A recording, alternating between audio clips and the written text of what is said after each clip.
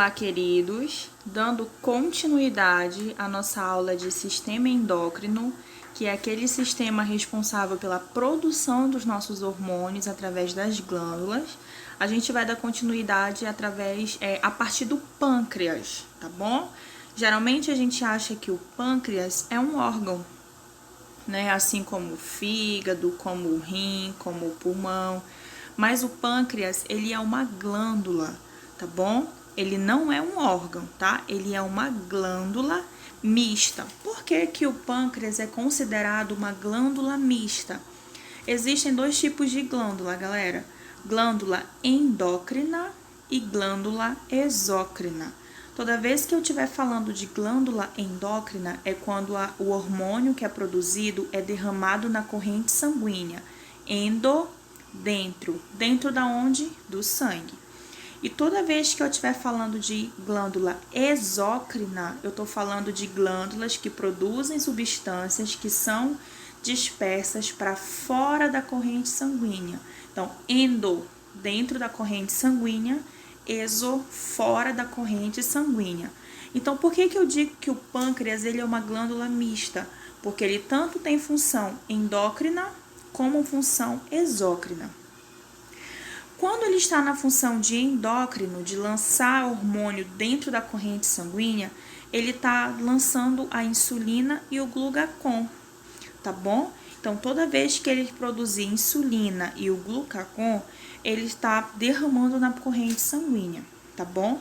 Só que o pâncreas, ele também produz o suco pancreático, tá? Que é lançado para fora da corrente sanguínea, não é para fora do corpo, é para fora da corrente sanguínea.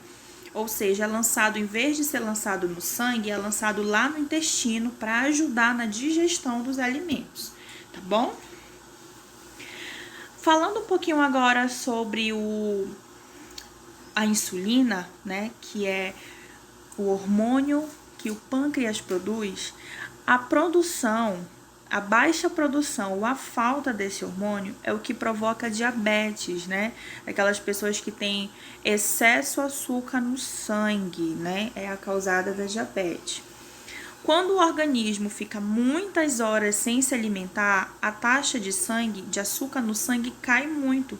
E é quando as pessoas às vezes têm fraqueza, têm tonteira, têm desmaio, né? Porque às vezes passa muito tempo com fome e a taxa de açúcar tá tão baixa no sangue que acaba causando essas coisas, tá bom?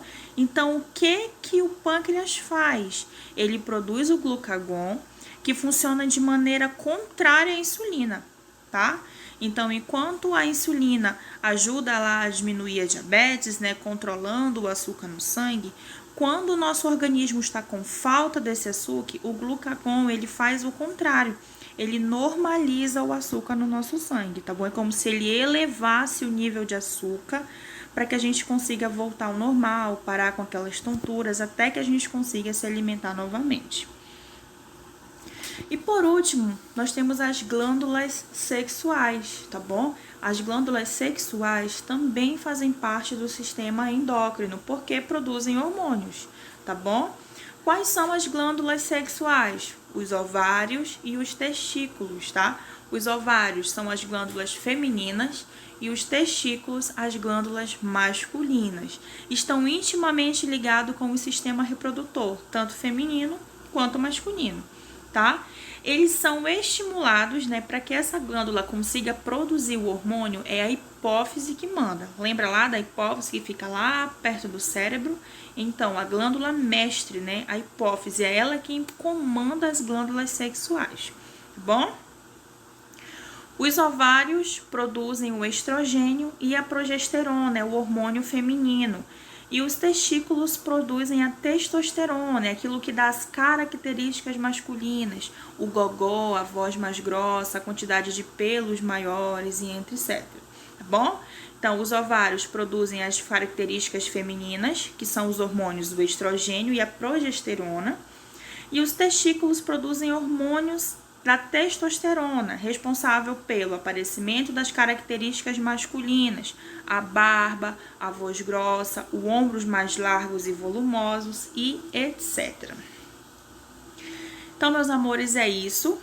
Eu espero que a aula de sistema endócrino tenha ficado clara aí para vocês, tá bom? E até a próxima aula.